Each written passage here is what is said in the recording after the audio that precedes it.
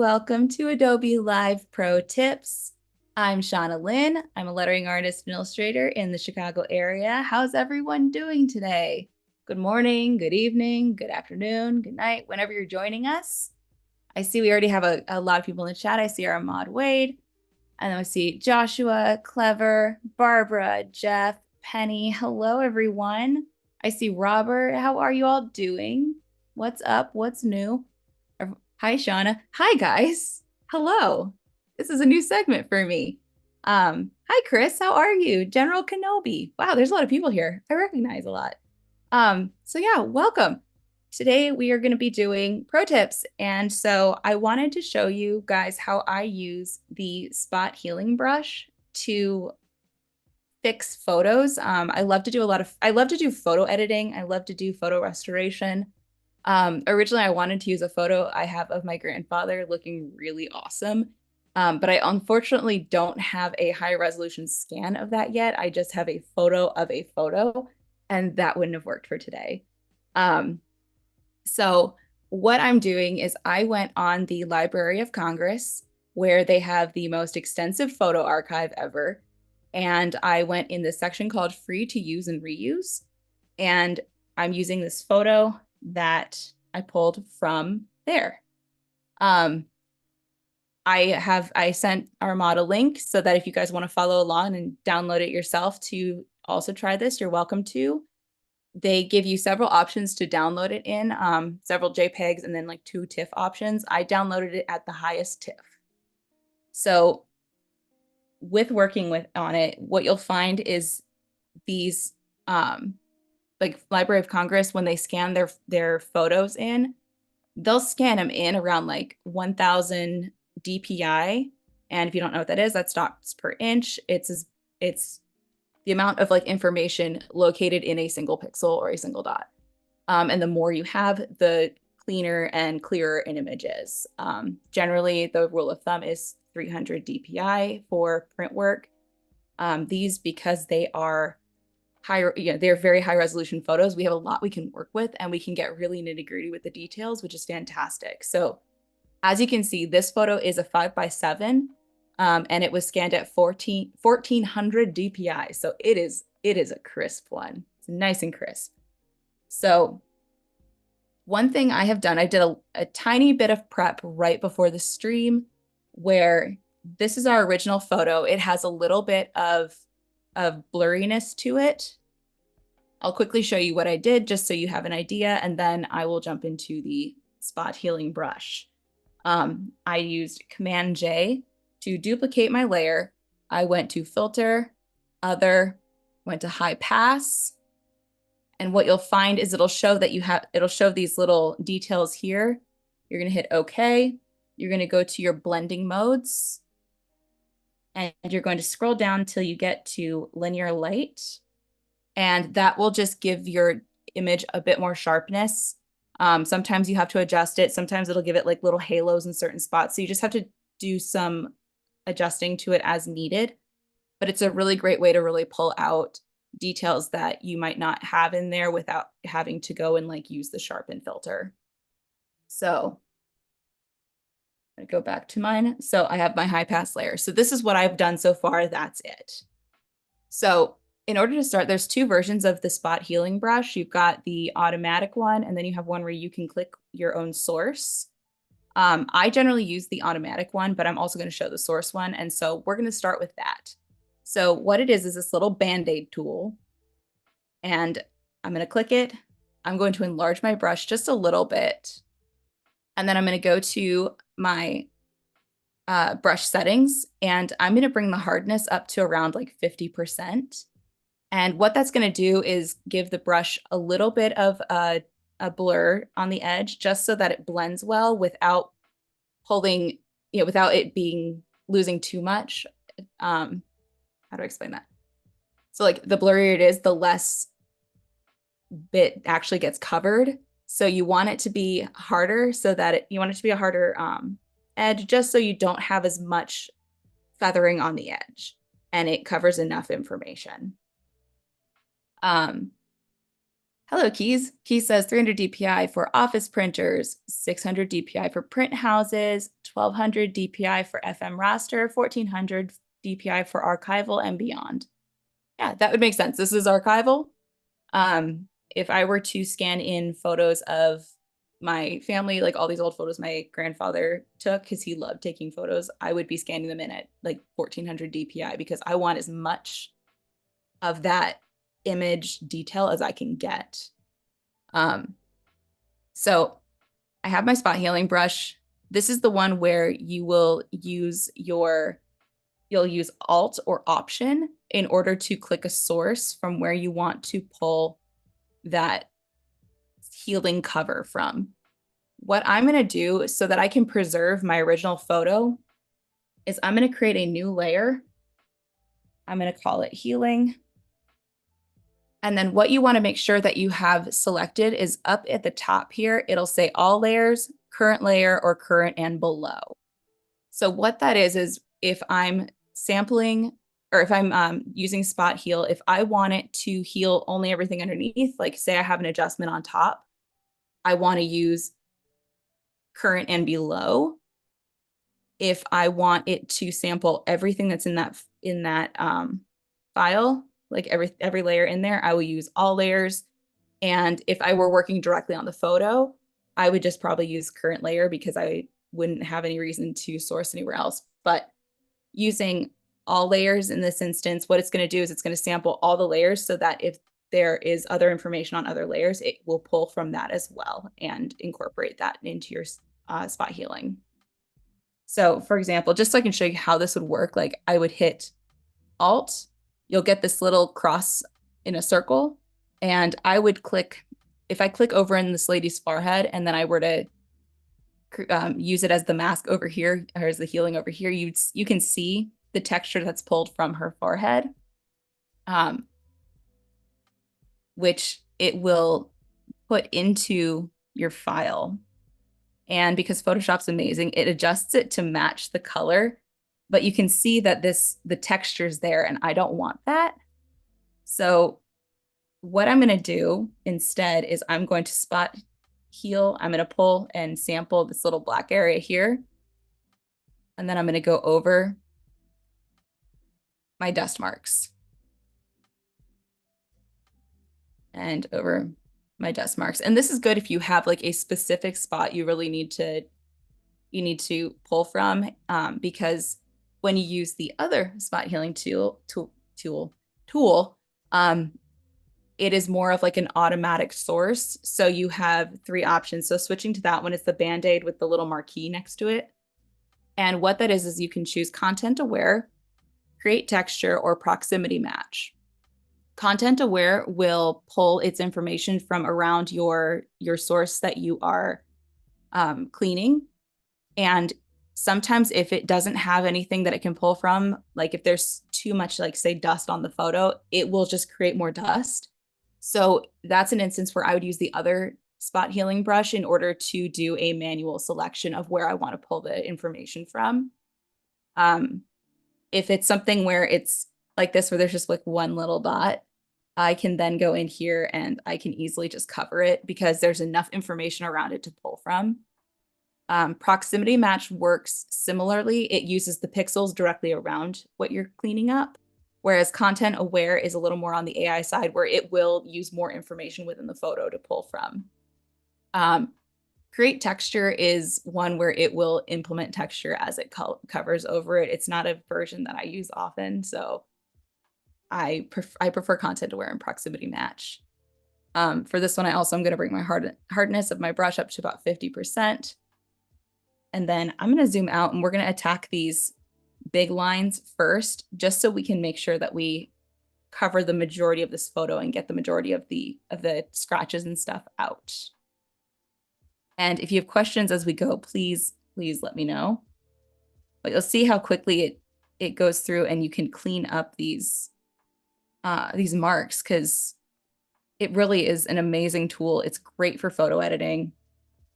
It's honestly really like cathartic too. It's just like very relaxing to do because it's just kind of busy work essentially. So I can multitask usually when I do this because I don't have to think a whole lot as I'm doing it. So right now I'm just going through and I'm just going to get these lines. And what it's doing is it's pulling from all this information around what I'm covering. So if I were to turn that layer off, it all shows back up. If I take it, turn it back on, it all disappears. And if I turn off these layers, you'll see this is what I have on that layer that is adjusting. But this way it preserves my original photo and I don't have to worry about ruining it essentially. Like I want to be able to still have that ability to edit it if I need be, if I need to. So in this instance, I like to keep everything on a different layer. It just makes things a lot easier for me personally. Others may not work that way, but a lot of people do tend to work this way.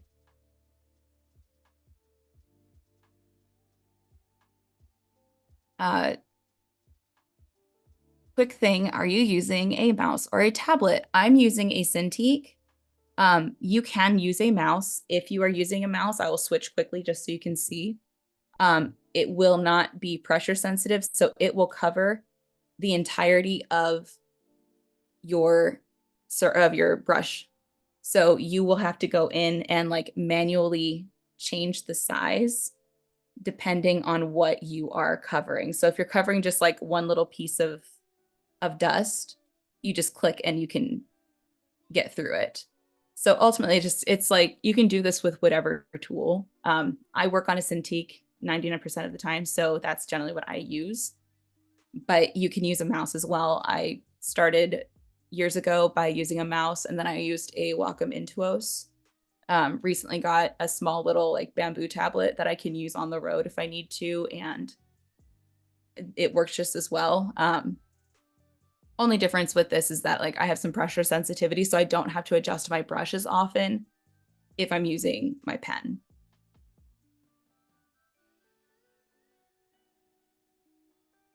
So in this case, like we have this line that's going over multiple types of texture, and it cleaned it up fairly well. You can kind of see where the edge of that one is. So what I'll do is go back, and I'm just going to do this in smaller sections so it only pulls from what I need it to in that moment. Because otherwise it has to pull from a lot of information at once, and then you get some weird artifacting happening.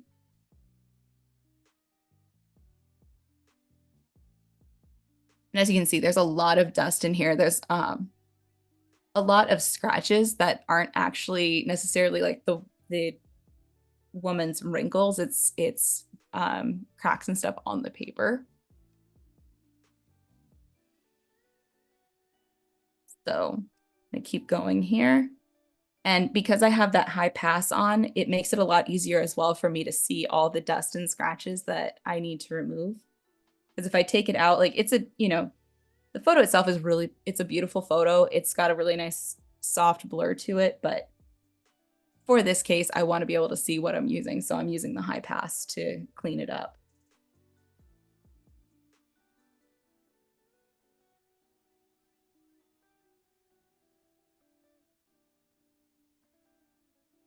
So we're tight on time because this is a very quick segment. So I'm going to go as fast as I can. There's a lot of dust. Going through sites like archive.org and the Library of Congress are really great ways to find, source images to work with and practice with. Library of Congress is a fantastic source, especially because they do scan all of their work, all their photos and assets and stuff. They scan them in at an incredibly high DPI, so it's really easy to do, to access them and practice. And it's fun to, it's really satisfying to like restore photos just for fun.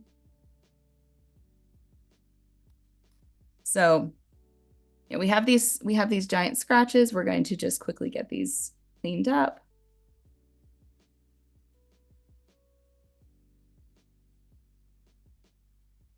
And then I'm going to go in and I'm going to show you how to do these like bigger areas here.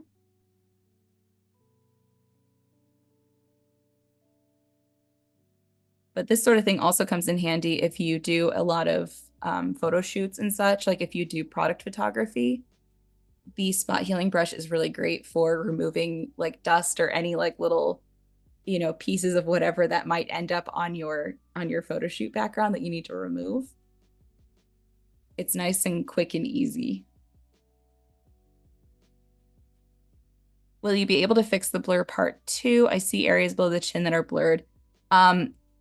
If you're talking about this area here, no, because there isn't information in the original photo for me to be able to pull from. In theory, I could probably cut part of this and fake it in and such, but it because that original information is not there, there isn't anything for me to pull from. Apurva says, I think she's wearing bifocals. She is. Yeah, if you zoom in, you can see this right here. These are the bifocals of days past. And because these are in both lenses, I know that they are part of the image versus it being a scratch or something that needs to be removed. So I've gone through and, let's pretend I went and I got all of the big scratches out. We have these big areas that we are missing a lot more information. So in this case, because it's blurred, it will be able to fill this in fairly easily simply because it just has to pull color tones. So we will just cover large areas. Get this here.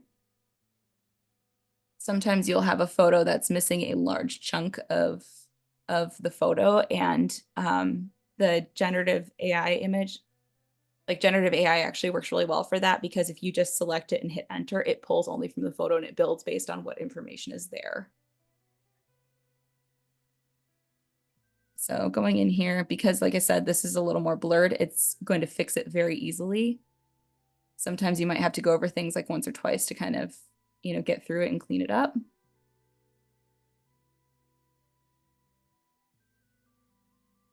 Carol says it would be so cool to get that to her family. Yeah, it really would. I would have to do a lot of hunting to see if I could find it, but like I said, I've got photos of that my grandfather took when he was stationed in Iceland that I would love to restore, because the versions I have, they are absolutely loaded with dust to the point that it actually is really tedious and time consuming to remove it all. So I need to make sure that I can get a high resolution scan of it so that I really can do it justice. Because he was a cool dude. I unfortunately never met him, but from what I know, he was a really cool dude and he was really good at photography.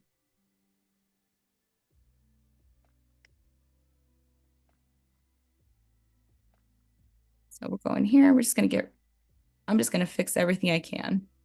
I'm gonna show you too, like right now I'm using the content aware area. If I were to use proximity match, like I said, it pulls from the pixels directly around your selection here. So it will still clean it, but if you have, it'll work in certain degrees, but it will also not work as cleanly as like content aware at times. That one's, I think, better if you're using it in an area like this where there's still texture in the background and you're just sort of cleaning it up. It'll just pull from those pixels right around it. But if I use content aware, I feel like I get a better result personally. So if I were to zoom out, you can see what we have fixed so far. If I turn this off, I turn it back on, because what I'm doing is with cleaning this up, I still want to keep the integrity of the photo intact. I don't want to change anything in that it changes like who she is or anything about her in terms of anything beyond removing dust and scratches and, filling in anything that might be missing. In this case, we just have, thankfully, little spots that are missing.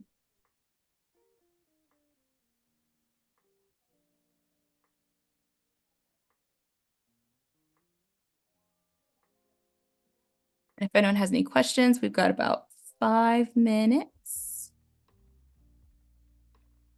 He says, did you say Iceland? I sure did. It's a beautiful country.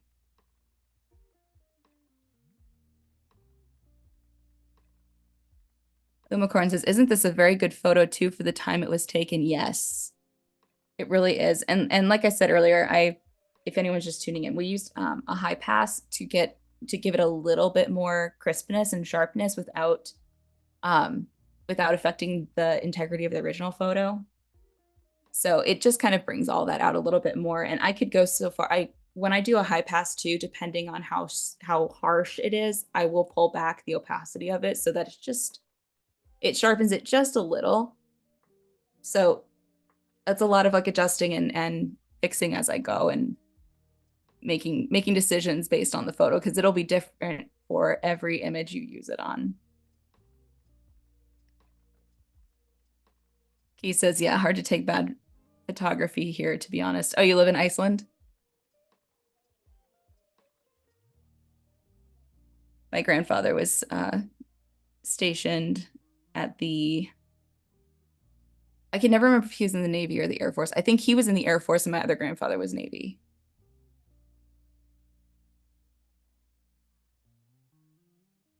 But he was a doctor in the Army or in the Air Force.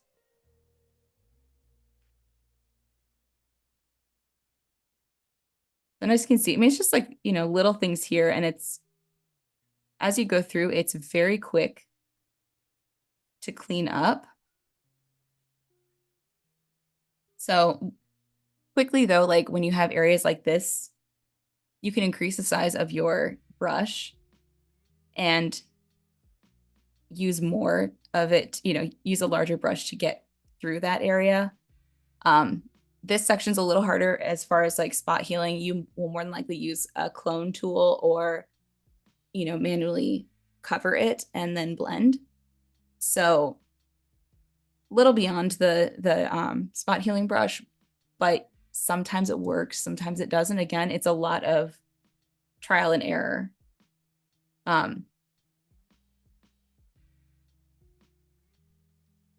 But for anything that's small, you want your brush to be fairly small just because you don't want it to clean up too much around it, especially if there's not much around it to clean up. So like this area here, I would use a small brush.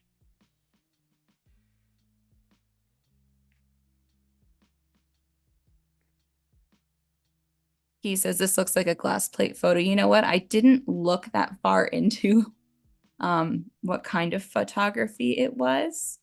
I was looking for a photo that looked like it had a decent amount to clean up. That would work really well for the stream. But we have a link in chat to the original photo at the Library of Congress. It's from the free to use and reuse section. There's a lot of really fun photos in that particular archive. So definitely worth checking out, even if you just like to look at vintage photography.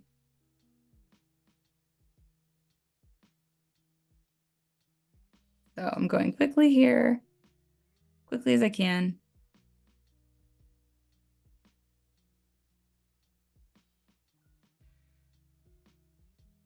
If anyone has any last questions, this is the time to ask. He says, yes, just took a look, glass negatives. Oh, very cool. Carol says that's one fancy dress with beads. Well, I mean, you could always use the neural filters and use the colorize option on it and see what it interprets. Because you never know. So if anyone's just tuning in, we're coming to the end. I wanted to demo the spot healing brush. We've used it to clean up as much as we can of this vintage photo from the Library of Congress and remove dust and scratches, clean her up using the content aware function on the spot healing brush, which pulls from areas around the photo and cleans it up based on the information it's reading. So I think we actually got pretty decently far with this. I think it turned out really well. So from where we were, so I'm going to turn that layer off. So this is where we were. And then just quick recap. I started with my original photo. I ran a high pass. I wanted to make sure that it was had a little bit more crispness to it.